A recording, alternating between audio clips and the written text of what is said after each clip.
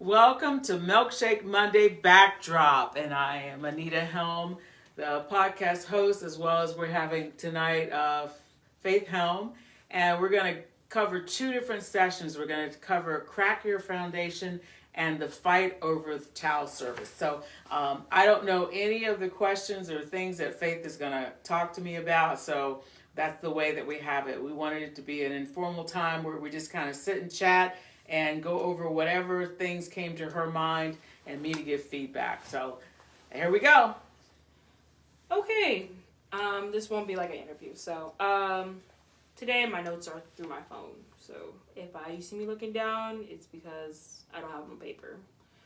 Okay. So one of the things in your episode of Crack Foundation, you said some of us are looking at the roofs of these women and men and seeing how good looking they are and their type and all this stuff. But we're not seeing the true foundation or the true cracks. What do you mean by that? So when you start any kind of relationship, there's the superficial, what you see. Mm-hmm. You know, people get into this, that person's my type, and this. So when I use the example of the elderly person, say, check the foundation versus the roof, if you look at a house and you see how good looking the roof is, you think the house is quality and it's going to stand if a storm, but that's not the case. And the same is true with a man or a woman. On the outside, somebody could look and say, oh, she is incredibly beautiful. She is stacked. She's this, that, and the other. Or that man is so handsome. He smells good. But yet, that's their outward appearance. Mm-hmm. They could be a narcissist. They could be a toxic person. They could be a person that's evil or selfish or thoughtless and all that kind of stuff. So you got to be careful when you start talking about people. You got to look at more than what's on the outside, superficial. Because it also, you said in your episode, but also you always say this outside of your episodes, God looks at the heart. And I think that's very key because sometimes we even see this, like you said this about Sam Elliott, like your guy, he looks so cute, like he looks so fine, but he could be really like heartless. He could be very selfish. He could be very wicked. Like we just don't know. He looks outwardly great to you. Well, right now he's gotten kind of older, but the person that he is, he's very down to earth. So I don't know him personally. But I'm saying that's an example. My example of liking him when he was younger, exactly. As good looking as he was, and I'm sure he's still was sweet. Past tense. You still have right, but right. That's the thing about a relationship. If you base it on the physical, exactly, and not on what's in the heart, that physical is going to change. Exactly. So, yeah. That's why I just pulled up. And she used Sam Elliott, which she knows I love him. Yeah. So, and you said also speaking of heart, you said you need to hear what's coming out of their mouths. And what is the abundance of their mouth? The mouth is speaking. So what do you mean by that? Exactly? Well, there's a scripture that says, out of the abundance of your heart, your mouth speaks. So if you're taking in a lot of garbage in what you're looking at, what you're thinking about, who you are on the inside, it's coming out sometimes. So some people could say, oh, I want to know how this man is going to raise children. Well, you'll hear how he speaks to you. Mm-hmm. You'll see what he says about kids. You can see, does he have a mouth that's full of cuss words? Does he have a mouth that's critical and destructive of you? Does he have a mouth that says, I'm not paying for that, he's cheap? Mm-hmm. Things that come out of their mouths show how they think. As a man thinketh he is. And so what happens is, if you listen to your guy and your guy cuts you down, or your guy says, Faith, I just love you. You are just so special. Just being around you. He's thoughtful. He's considerate. He says things that build you up, not tear you down. So if you don't pay any attention to what's coming out of his mouth, because a lot of times we as women and men will discount red flags that come straight out of the mouth and tell you exactly who you're dealing with.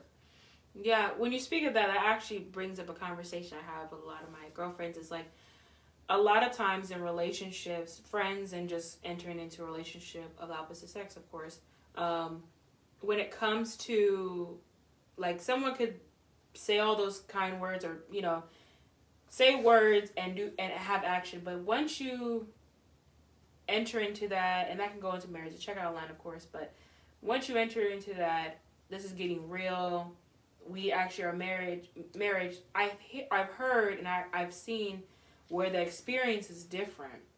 Once that ideal comes in and you see that person's true color, it's like, this wasn't the person that I had a relationship with for a year and a half, or, you know, however that must be. It flipped a switch, and now I'm seeing a whole different person who was either hiding his or her narcissisticness, or hiding her selfishness, hiding her true, like, who she really is. So how do I deal with that, in a sense, too? Here's a few things about what you just said. Mm-hmm. Oftentimes, men and women jump into bed too soon. Mm-hmm. And when you're sexually involved with a male or a female, you discount things that you're seeing as red flags because you're already invested in the bedroom. Mm-hmm. And that kind of glosses over stuff. In addition, when you said a year and a half, they've shown you something in a year and a half. Even narcissistic people, they have a tendency to control and say certain things every now and then. Yeah, they'll pretend to be the best kept thing, you know, best thing since sliced bread, and say everything, oh, you're so wonderful. But sometimes they slip up. That's why I always encourage, when I do relationship coaching, to make sure that you see your potential purpose partner. A lot of people get partners and sexual partners and marriage and all that stuff, but they don't get purpose partners. You need to make sure you see them in all the seasons. When they're mad, when they're glad, when they're happy, they're sad, and when they're mourning, all these different things, because their behaviors, if they're putting on and pretending, they can't pretend in all those seasons, because those emotions are there, and they will be, even when they're exhausted and tired. How do they act when they're tired? Yeah. Are they miserable? Are they mean-spirited? Are they critical? Are they they're going to objectify you? Is it all about sex? Is it all about how you look? When they see you in the morning, are they, oh, your breath is just funky? I mean, they will let you see them, even though they're trying. And you cannot discount what they are showing you, because sometimes people will say, I love you. But if somebody is willing to cuss you out and throw you under the bus in front of their friends and do all kinds of selfish behaviors, that's not love. But when you get into bed and start having sexual experiences, it taints your thought processes, and you start covering up. And then time. Oh, I've invested a whole year or 2 years. I don't want to start over. That's crap. If they're showing you they're no good after a year and a half, 2 years, you need to let them go. Yeah. Let them go and start over and regroup. That's what my good word. I think, too, with that, it's like a lot of times we don't want to start over because it's a lot of work, like you said. But I do think what you said was key. And I'm going to get to my next question because it kind of parallels with this. When we talk about Samson, we think we're smarter and we think we know, like, oh, I can fix him, or like, oh, I saw this one thing of him, you know, showing the signs, but I'm gonna pretend like it's not it. When sometimes God is showing you that, and you say, oh, that's nothing. Like, you think you're smarter than God, and you pointed that out in your Crack and Foundations Crack. When we sometimes think we are smarter than God when we're not, and you put up, you said this in your episode, how when what we hear, what we think, but we say we're smarter than God. We may not say those words, but we act it. We show God we have a disrespect for him as our parent, as the truth of God's word. And then you talk and you parallel that to Samson, and how we always go to Samson and Delilah, but we don't see how before that happened, how it brought to Samson to Delilah. So how can we, instead of looking at just this one story of Samson and Delilah, we go back and see this was a process of him not ignoring God, thinking that he's smarter, like, I know. How can we be better as followers of Christians to say, no, this is a sign, this is, like, we can learn from example from the scripture? The how is something I think all of us are still figuring out. When I was in college, I had a relationship with Christ, but I started to believe that, I don't even know if I would say that I thought I was smarter, but I think we as people, we have to remember that whatever decisions we have, especially those decisions in relationships, and romantic relationships, we have to go and ask God, what are your criteria for whatever role? If you want a husband, what does God see as the criteria for a husband? If you want a wife, what's the criteria for a wife? And then once you know that and you understand that, you got to make a decision. Am I going to ignore God or I'm going to follow him? Because if I ignored him, and my book talks about the leap of settling, I knew what was right. That's what made it so painful. Yeah. You say, how do you do it?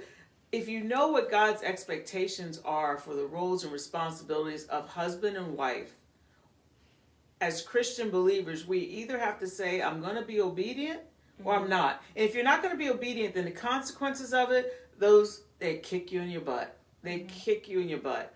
And with Samson, I'm sure over time his parents showed him what was the right way of how God wanted things done.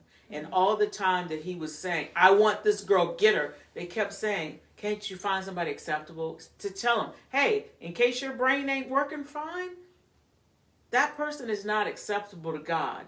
And the consequences that follow are not going to be good things. And so we as believers, first start off by what does God say about it? What does God say about who you should be marrying? You should be equally yoked to a believer. What does that mean? And that takes not only prayer, but reading his word, right? And knowing his word. Knowing his word. And be willing, once you know it and understand it. And if you don't understand it, take a break, time out, ask somebody. What does this mean to be equally yoked? Do we have to both know Christ? It's not about how long that person knows Christ, or are they as good about finding the pages in the Bible as you. It's their heart. Do they love God? Do they want to know God, grow closer to God? And when they know, it's talk about sex. Well, what does God say about sex before marriage? Do we want to follow what God says, or we want to be disobedient? When you have a person in your life and they say, I don't care what God says. Red flag. Scary. Red flag. Yeah. Oh, but I love him. If he don't love God, he ain't gonna love you. Yeah. If she don't love God, she ain't gonna love you. Yeah. So red flag. That's a red flag. That's a crack. Because if you start off, that's a house of sand, and I don't care how cute. That's a tsunami. That's a hurricane. That's it's a problem. Yeah, that's a problem. It's a problem. You touched on it too. Some people that I have experienced or seen, they say, when I first encountered God or had started a relationship, some of them didn't know how to pray. Some of them didn't know the interpretation, like the reason why we're doing Backdrop, the interpretation of sometimes when we hear in sermons, sometimes when we hear in these podcasts, sometimes when we read his word.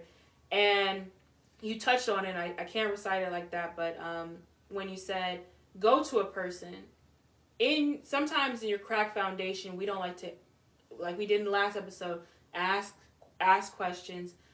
When we see these cracked foundations, sometimes we're afraid to go and ask our friends or tell our friends this is what's happening, because we don't want to hear the judgment. We don't want to hear the, I told you so's. How can we better that? Or is it more so praying for that, or, in your season of dealing with the crack foundation, how do you find that person you could talk to that you can confide in? Because I know a lot of people confide in not a lot of people confide into friends now, more so. They do it in relationships, but when you're in a crack foundation of a relationship, who can you go to? I mean, of course you can go to God, but who is that mentor? How can you find that mentor? How does that go? Well, you can always go to God. Yes, that's true. And I thought of the word safe space. Yeah. Whether it's a mentor or some person in your environment that you feel that they would be safe enough to you to be honest about, and not be critical and judgmental and all this. And a lot of people don't have that person. Yeah. And I feel for them because it's so important. And even when I went through things, there was a point where I felt like if I told people my truth of what I was going through, they're going to judge me and say, how stupid you are. How could you get into that? And I was already beating myself up. And a lot of times when you're going through something, you're in a bad situation, a bad fix, you just don't need another person piling on because you're doing it yourself. But you said how to find that person. I think you have to look about everybody in your life. And even if it's the post office person, the postal carrier, even if it's the person that you talk to that's a custodian, or it could be somebody that's not your family or your friend or your preacher, but somebody that you feel comfortable that you can let your guard down and say, you know, I'm really struggling. And that person has to be willing to listen. Keywords. Listen, because we don't always have to have the answers, but we should have 2 ears to just listen to somebody pour their heart out. And if nothing else, to say, I'm here and thank you for sharing. Because you showed a level of trust and honesty. And believe it or not, that person will remember how you treated them, distrust them, and they may come back one day and tell you something. And it's a thing about making sure what was said is going to stay with you as the person, the listener, and that if you don't know what to say, just say, maybe you pray and get God involved, or you say, I'm not sure what to say, but I want you to say you're not here by yourself.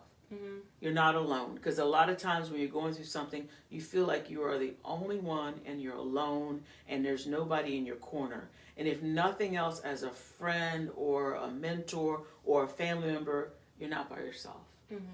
And I can't fix this, but I can stand here with you. I can walk with you. I can be here to be that listening ear if that's what it takes. But God is always a safe space. And when you said people start out in their relationship with Christ and they don't know how to pray, if you just could get to help me, God, and listen and wait and just say, I don't know what to do, but if you just help me and show me, I'll follow you. Just basics, you know.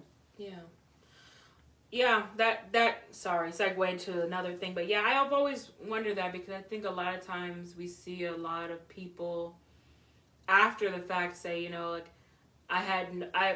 I was by myself, I was in a corner, or I was, you know, they're internally going through something, and it's not being, you that's why I always pray for discernment, and also just praying for, you know, Lord, use me in however you see fit, because your way is better than any way in this world or of man. But I see a lot of times when we're in these foundations of relationships or just in life, creating foundations, that we see these cracks, but we don't want to talk about what we see, or we ignore the cracks, which I think is really good too in your titles, where you say you use your teachings and put it in your titles, of it kind of reminiscing in the mind, because I think it's best. How I looked at that episode was it made sense with the title, basically. But let me continue, because we could get off topic like all day. You said we're gonna get to chapter 16 of the Samson and Delilah story, but you said further cracks keep getting bigger and bigger to destruction. When he gets to Delilah, Samson, of course, we're talking about, he chooses another Philistine woman based on her looks and beauty and prostitution. So many times when we just talked about it, like your Sam Elliott, of course. She keeps bringing up Sam Elliott. We look at the outward appearance so much, but I think it's such a big thing, because it's a big topic, especially now, because as you see on social media, you see these popping balloons, because they see the person and then they're like, oh, he has glasses. Oh, like they hear about the job profession. I feel like that is a moment, especially now, where we should be saying to that, like, no, because we're looking so much, again, at the outward appearance of the looks instead of the heart, instead of what God has for, because that could be your husband. You're missing your blessing because you were thinking so flesh-wise of what you're seeing outwardly, but that man or woman could be the one God sent for you. And then, you know, you're praying to God, God send me the man, God send me the man or woman, and you know, you're saying, I don't hear anything from God. God sent you that man or woman. You just ignored it because you were going by looks or what everyone else was going by looking at him or saying, oh my gosh, he gives the looks, he gives the vibes, but he could be he could be, internally wicked, spiritual warfare. Like you said, I don't, a lot of people always say, me and the man above, we don't have a good relationship right now. You could get that man, but the man you popped or so forth and not given the chance to could have been the man that he was sending you this whole time. So speak on how in the Samson Delilah story, how he ignored, he went for flesh. To me, he went flesh-wise rather than of what God had for him. So with the whole discussion of Samson and Delilah, he was a man that was, they always say you have a skirt problem. That's a Samson problem. He was thinking about the sex part. He was thinking about how good looking and how good. When you say prostitute, that's saying that she got experience in the bed. Okay. The part that Samson was perpetually, he kept having this pattern of bad decision making. And the bad decision making was he ignored his parents, he ignored his God, he ignored everything that they were trying to help him. He had a failed first relationship. He was going to a failed second relationship. And that happens. People could have divorce 1, divorce 2, divorce 3. What's commonality? That same person. But they're going to say it's everybody else's. Yeah. But the reality is you're the same person. So you have to look inside. Samson never looked inside even before he went to wife number 2. And chose, again, outside of his nation, outside of the religion, not listening to his parents, getting a woman. If she's a prostitute, that means that she gets paid. She's a sex worker. So you believe that she's going to now only be in love with you to marry and only have sex with you. She got some loot to betray you. She could have just as well got loot to have sex with another man. Yeah. It was about money with her. Yeah. With us, as you said, we're so fixated on what people look like on the outside. With your father, my attraction was his heart. And even what the Lord spoke to me about my next husband, he said, listen to him, don't look at him. And I didn't find that strange because I understood. I just did that teaching regarding the, man looks at the outward appearance, God looks at the heart.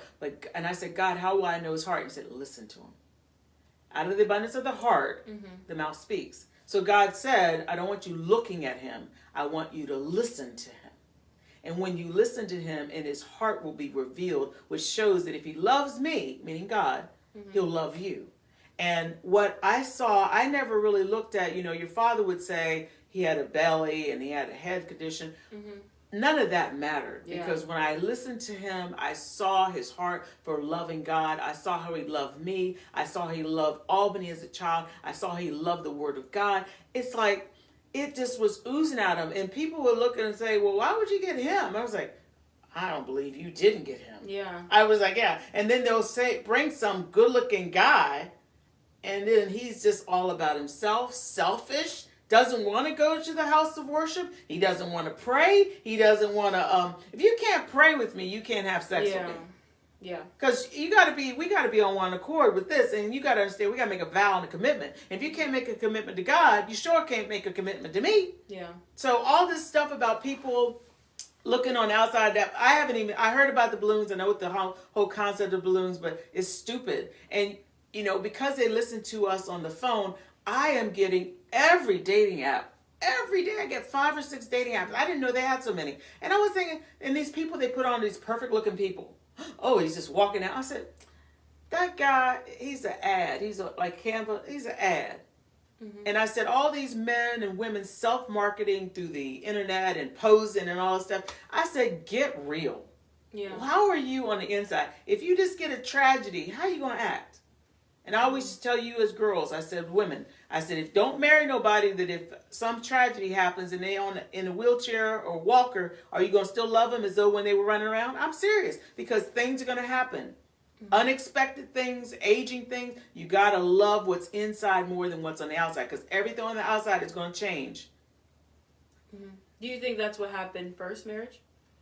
Oh, the first marriage, I got sex. And he wasn't, he was okay looking, but it wasn't looks. It was, I lost my virginity. Yeah. And I wasn't listening to God.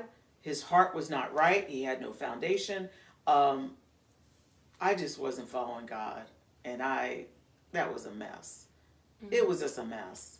And you knew it too, because you said in the beginning it pained you. That I mean, I always tell her this is like the blessing out of it was the child. Yes, Albany is my blessing. Out of all things, but I think too, not only with the child, but the lessons to come and pass it down to not only your children but others. Others.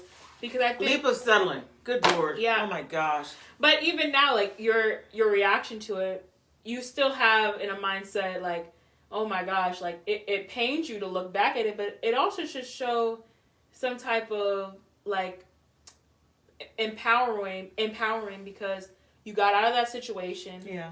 But it also taught you a lesson of, or God was, I don't like to say teach a lesson, but he was showing you, this is how you go, this is what you're doing by yourself, not trusting in me. Yeah. You're going in your lane. Look how you went in your lane. And it like I smile with Sam Elliott, Yeah. I go, oh my gosh. But yes, it's so true. It is true.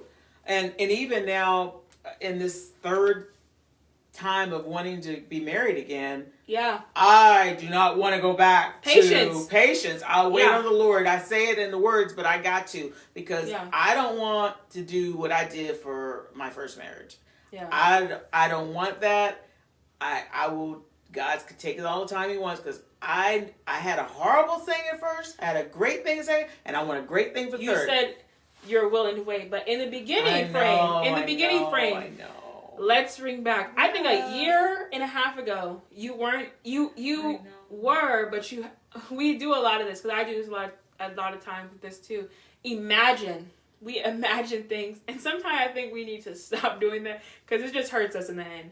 Where we imagine ourselves with this person, and God is saying, "Why are you imagining this when I have something better and for you?" Wait. And I've gotten better about that. Yeah, I think I have.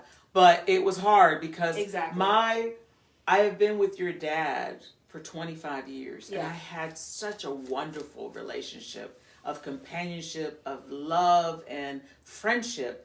And so I wanted that because I missed him and I missed that, what we had. So part of me said, okay, God, and your own dad said, hey, Anita, you're too good a wife to not be married. So I was like, I'm a good wife, but I'm glad that it did take some time, and it's taking time.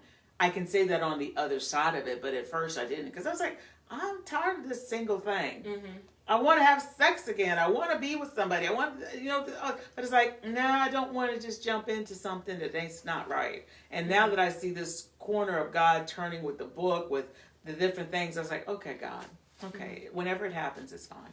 Yeah, because I definitely see that. I don't, not just you, but for me as well.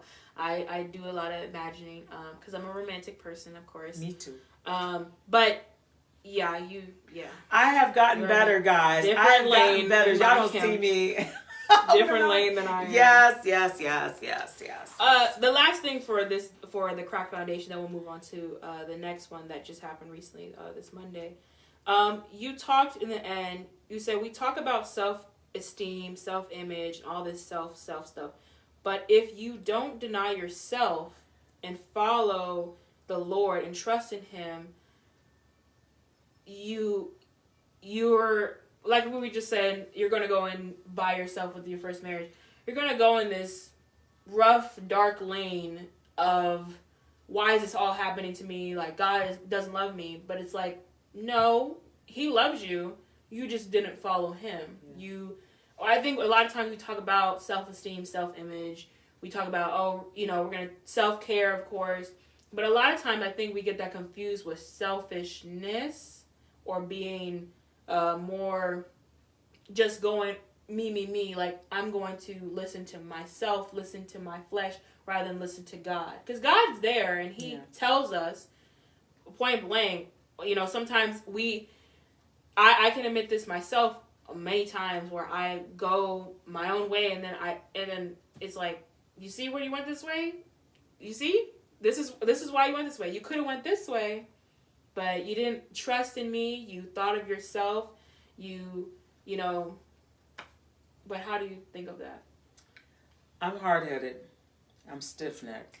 We got this on record. Thank you, Jesus. I'm hard-headed. I'm stiff-necked. And I will say... Not patient, but yeah. I'm not patient. Yeah. It's a work in progress. It's a work in progress, and God knows that even when I know to do right, I do not do right. Mm-hmm. Paul, you and I got this together. We're friends, we're Yeah. buddies. Because even in self-image, you could see yourself one way, but in reality, when you're vulnerable or lonely or upset or beating up on yourself or you're going through something, you'll see yourself a totally different way. And it's a lie of the devil. But the devil can get you to be so disturbed by something that's not even true. Yeah. Because God loves you. If you ever think that you're not lovable or all these things that Satan lies, you got to remember God loved you enough to give Jesus his very best, his only begotten. But if you are having these self-doubts or self-image or self-esteem issues, you're allowing, first of all, the lie of the devil. Whether you're puffed up and prideful, that's a lie of the devil, or you're demeaning yourself, that's a lie of the devil. And then you get to this point, I can tell you about food. I got to be more disciplined with food, and I'm not. But it's not that I don't know, eat so many calories, work out, drink water. It's not that I don't know that stuff. I will give excuses. Yeah. I will say, oh, well, I worked hard at the gym, or I went golfing and I did this. I can go eat 2 more bars, or I can eat a whole more handful of cashews, or I can go get that Big Mac I've been craving. Yeah. I justify. I make excuses. I rationalize, and then I'm doing something I don't have any business of doing. Yeah. And then I'll say, God, help me with my eating after I just ate 5,000 calories. Yeah. You know, so I'm not saying I am the beacon of any of the self-work, For sure. but I am of God trying to do better. And for those who have a heart to do better, I believe he does give us those lessons to be more discerning in our behaviors and to be more disciplined and to listen to him and to put self down, mortify the deeds of the flesh. Because if you can't be disciplined in this area, then Satan may try to come at you in another area. And, you know, both of us are single women, and we may have discipline right now because there's not a man approaching us.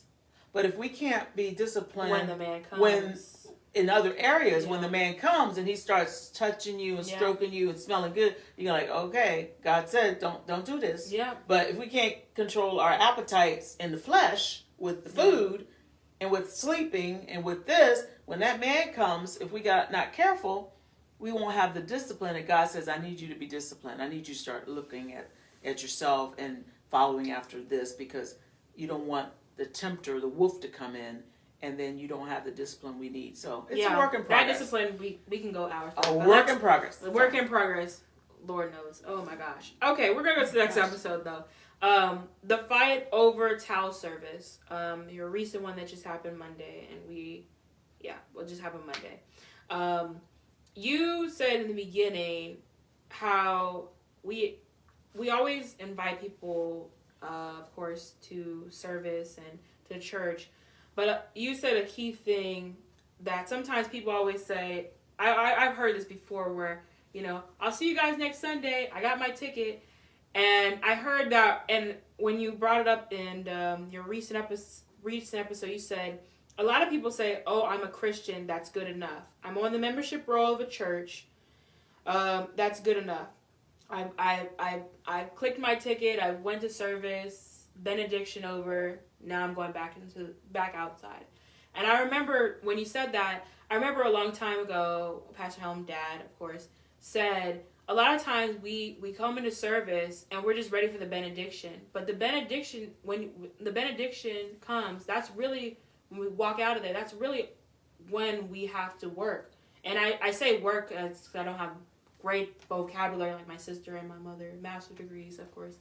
But when we get out of there, that's really, really when the teaching, the preaching that we just got from our pastors of proclaiming the word, when it really comes into effect, because we're going out there, again, we're brothers and sisters in Christ, we're stepping it out, and we're fighting this battle that sometimes Satan thinks he's winning, or not, that's not the word, but of people saying, you know, certain things that we got in a message from that Sunday, and we're just like, no, this is the time that comes into play of telling your friend, like, no, God loves you, like, don't have that look on life, like, come, that, but touch on that or so. So the application to apply what you heard in Yeah. your life, practical living for your faith.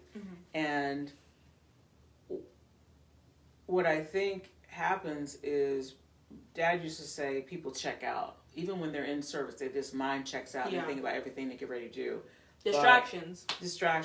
When you started saying that people think they have their ticket punched, I always go, and I regularly go to Matthew 7, because Christ says, "Depart from me, you work of iniquity. I never knew you." Scary. And to me, that is a profound statement from the Lord to say, you thought you knew me. Yeah. I never knew you. You were putting on. You were prophesying. You were doing all these things in church, programs in church, but I never knew you. Yeah. Depart, because you were doing that for yourself. And so when people keep thinking that they are doing God a favor to come to worship and they don't worship him, they sing songs that sound good, but they don't have their heart in it. They do programs and activities that they think makes him, hey, you did great. I'm glad you're here. Yeah. And they don't understand that it's a relationship. So I really believe that applying the love of the relationship to every facet of your life is the key thing. If you're going to a job and you're working as unto the Lord, if you're cooking a meal for your family and you are feeding your family and you're thankful for the food that you have, not complaining that you don't have the steak, you're happy for the hamburger, you're happy for the noodles, because God has blessed you with it. When the income of your salary comes in, you're thankful for the first fruit to give back to God. But in every aspect of your life, if you can apply the love of loving him and for everything that he's given you, and if you realize everything you have is from him, it gives you a different perspective of, hey, I gotta be grateful. And a lot of times Christians are not grateful. Christians are, I need, I want, give me, I'm gonna give to get. God, I done done this, now do this for me, and be thankful that I'm here, because I don't have to be here. I'm doing you a favor. And God is not doing any of us a favor. He's given us life, the greatest gift of life, of salvation. Yeah. And I think it's the arrogance in us that makes us come to church and just sit there, plop our butts in the seat and just say, okay, the benediction, I'm ready to leave. Get over it. Because I always think too, it's like we can sit, and Dad always says too, you can sit for hours at a baseball, football game, 4 hours. But when you go on Sunday, oh my gosh, 2-3 hours. Come on, you pray 2 minutes. 3 hours. I have never, and I'm not going to say the person, but I could honestly, I experienced this one time and I said never again, where I was next to a person and they wanted to just leave. And I was like, I know where that was. My gosh. I was like, I knew you want to leave? It's like, you can spend hours talking on the phone. You can spend hours in this, you can spend hours in a game, watching a game of children, just playing soccer or basketball. But when it comes to sitting in worship, you're like, I can't do this. Like, I need to get out of here. It's like, we are praising the Lord who has died for us. And you said too in your you said this in your episode too, like we just had Easter, how a lot of times, and I was at a service and I saw parents bring their son, and at the end of it, it's like, aren't you glad you got here? Said, yeah, Mom, I'll see you next time.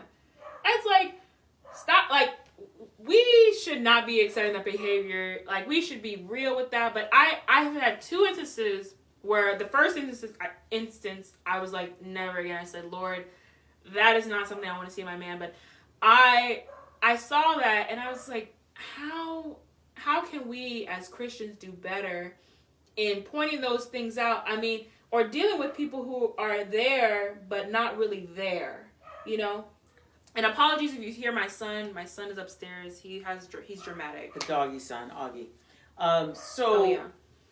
What has happened is, I believe the leadership hasn't had backbone. Therefore, the pews don't have backbone. Mm. If the leaders would say, get to worship on time, be consistent, do right, and you're giving, and you're going, and you're loving. Mm-hmm. Parents get the kids, and they immediately throw off their hands and say, at 12 years old, y'all get to decide you don't want to go to church. Yeah. At 16, I can't tell you nothing to do. And by 26, Christmas, Mother's Day, and Easter is on the table. Yeah. And that's fine. I'm so grateful to see you. Heck no. Yeah. you have to set what is expected. And it's not even a question. You still living in my house. I know that there are people who have their grown kids in their 40s living in their house. And I said, are you going to make them pay rent? Are you going to make them go to church? And they're like, looking at me like I got two heads. Yeah. If your posterior, and I want to say another word, is living in my house, you're going to go to church. Yeah. You're going to go to worship.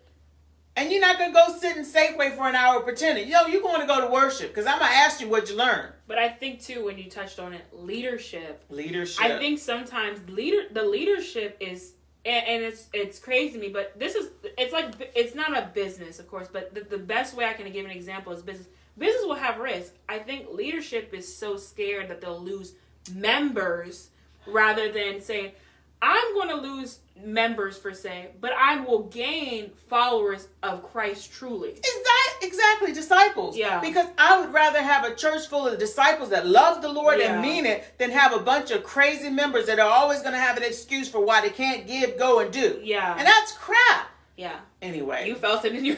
I don't like that. You know I don't like that. Yeah, but it with the time that we have, it definitely showed in your episode of how much we kind of don't talk about that enough. And I know we're running on time, but you also said in your last one, your motives and your heart. He's given his very life, and we just again celebrated the Resurrection Sunday, and so many times when people say Happy Easter, I'm like Happy Resurrection Sunday. But how we think sometimes what we're doing, again, like potting our seeds, doing, just sitting and thinking that's a service more so of that is good enough. But the Lord knowing, and I remember it's like in Ecclesiastes, but how so many times our motives and our hearts, and the Lord knows all of our secrets, of course, but he knows the motives in our heart. When we come to church, when we come to worship, I should say, it's not in a building. It's really us as our congregation, the bride. We're coming to worship and praise the Lord, not only for another week, but praise him because he is Lord, and he has done so much. He's given his life for us. And again, Resurrection Sunday, and we always say Happy Easter. And now I've been intentional with saying Happy Resurrection Sunday because I think we gloss over it with bunny, with chocolate, with food, of course, but we really have to be I'm more intentional with my words of saying Happy Resurrection Sunday because I want people to realize that this is not just for a day of, off day, but more so of a praising him and of service to him and grateful for him. So speak on the motives and hearts that we should be doing better in as Christians. When you were just talking, I was thinking in my heart about the motive of every day. I want to make sure that I'm getting better in my relationship with Christ, that I'm doing what he wants me to do. And I really do think this way, and maybe this is because my father died so early, that I don't know when my days are going to be gone.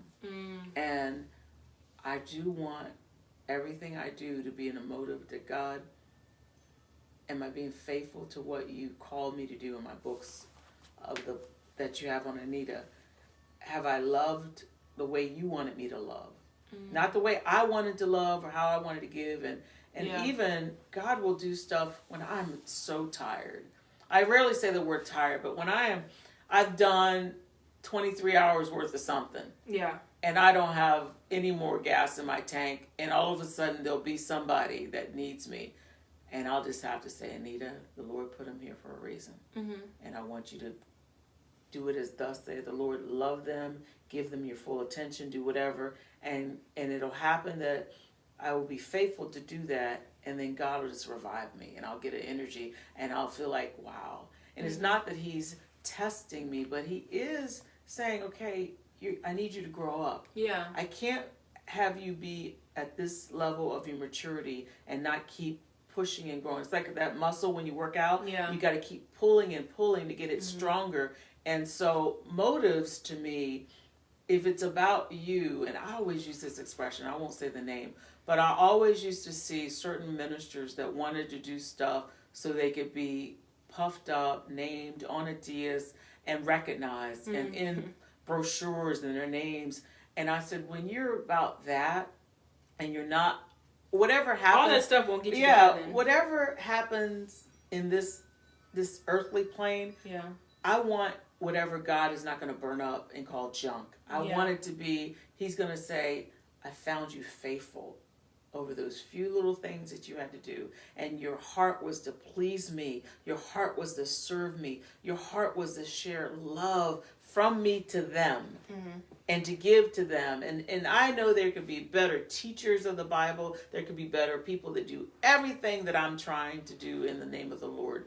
But he knows that I want to give my all, because the heart of what I want is to share with him how much I really appreciate. Yeah, but I don't think we should even compare, because at the same time, everyone is in a different path. Right. And, like, we all have different learning ways, is the reason to here. But, you know, God has us as ambassadors ambassadors to proclaim his word. But, you know, no, there's no better teacher. There's no, like, you know, you do this all the time too, but it's, you listen to them, I should say, but like Joyce Myers, all those, there's no better teacher. It's just the Lord is using them, all of us.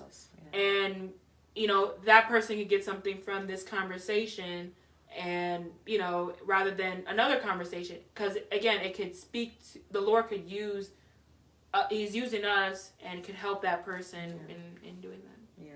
If that makes sense. With this, but also I have two, again, people, or now 3 people who have masters. The way I speak, or the way I hear things too, sometimes I don't understand them. But when it comes to, sometimes I have to rewatch something, or sometimes I have to ask the question like we're doing now, because my interpretation is different, or what I am taking in, I might only understand 1/3 of it, versus someone else can understand the whole picture.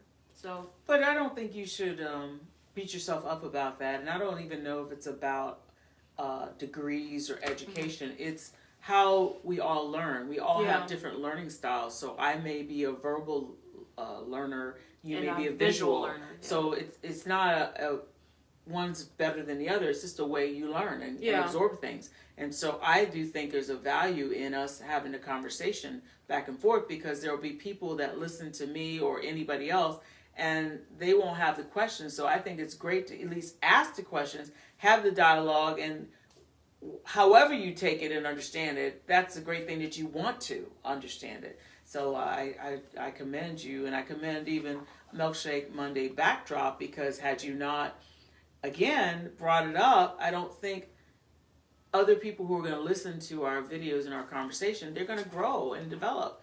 And Faith has finally got that I don't have to put makeup on, so she's really got something that she's asked for 8 years. Yeah, and you call me better at this time, because I rejuvenated my because she was not feeling it, I tell you. But I love that she has these conversations, because once we start, we get going, don't we? Yeah. Okay. We got lots going on. Anyway, but I want to say tonight, the episode is being brought to us by Dōes Productions, A Leap of Faith, a life filled with questionable choices. You can get it on the store on DōesProduction.org, as well as Fast and Hard, From Addictions to Redemption. Matthew Tyner, Anita Helm, and Michael Melnick. The book is flying off the shelves, are getting great reviews, and we're in a literary contest already. So I want you to pick up the bundle, $45 on my site or TinerEffect.com. We love you, and tell everybody about Milkshake Monday Backdrop. We're here to serve. Love you. Talk to you later. All right.